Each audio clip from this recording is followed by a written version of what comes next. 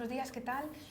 Lo primero que quería preguntar, tengo curiosidad por cómo surgió la idea, porque a la vez es como muy loca, muy divertida y genera mucha tensión de ambientar la película en un concierto de una estrella pop lleno de adolescentes. Yeah, I think it was, because Siglika and I came up with the idea together.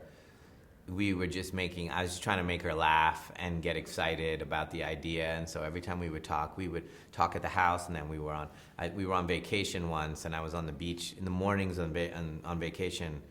The family always sleeps in, and I get up really early, and I go to the beach, and I either read, or I just try to meditate. I don't meditate as much, but I got the idea for this movie, and I came, when she woke up, I was like, yeah, I think I got something. What if it's a serial killer, and what if it's a trap for him, and with his daughter, so he's watching the whole concert, but it's kind of driving him mad because she's dancing away and he's trying to figure out, right? She was like, oh, that's so good, and so it's like they're almost coming up with something that makes Siglika laugh and be interested.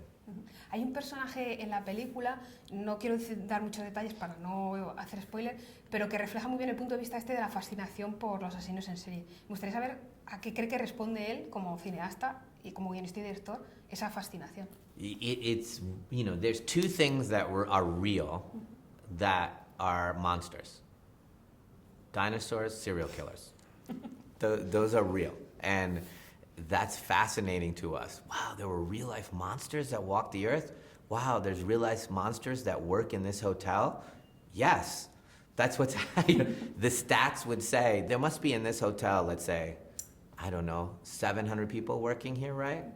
The stats would say 28 of those 700 have no empathy, or very little empathy.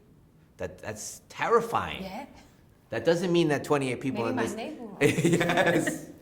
But normally it will manifest in, he said that or she said that? Why would they say that? And then they'll say, you know me, I would never say that. And you go, yeah, you're right, you would never say that. And it just will sit with you in a bad way. That's it, and it'll go away. And they just kind of get a little titillated. But that extreme version of that population, they get caught and addicted to this kind of bloodlust, and it keeps going and going and going. And they can't even stop themselves, those extreme, the nature of it.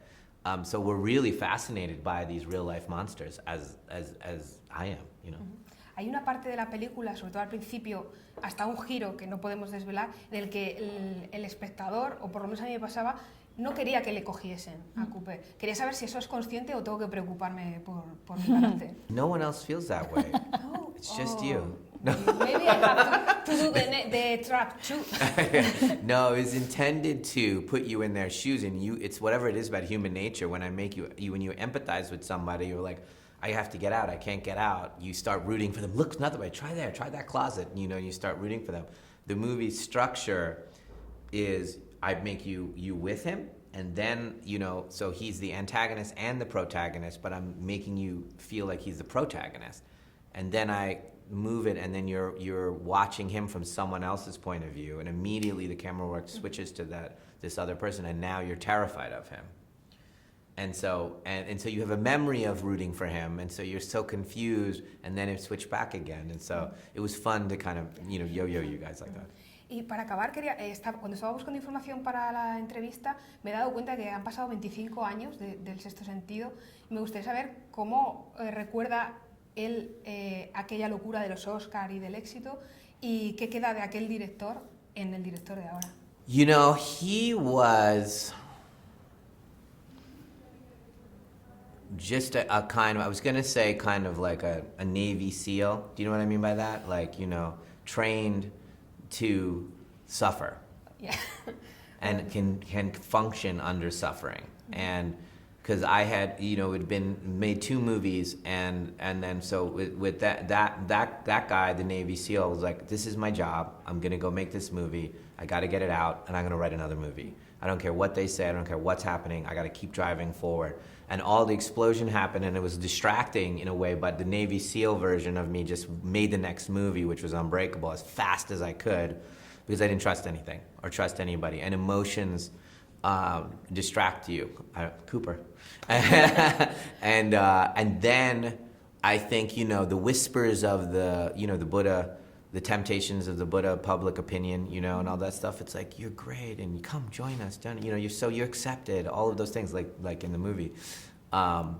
steal your focus, you know, and so it starts to torture you, you know, because everyone wants to be accepted, but that's what I think back on.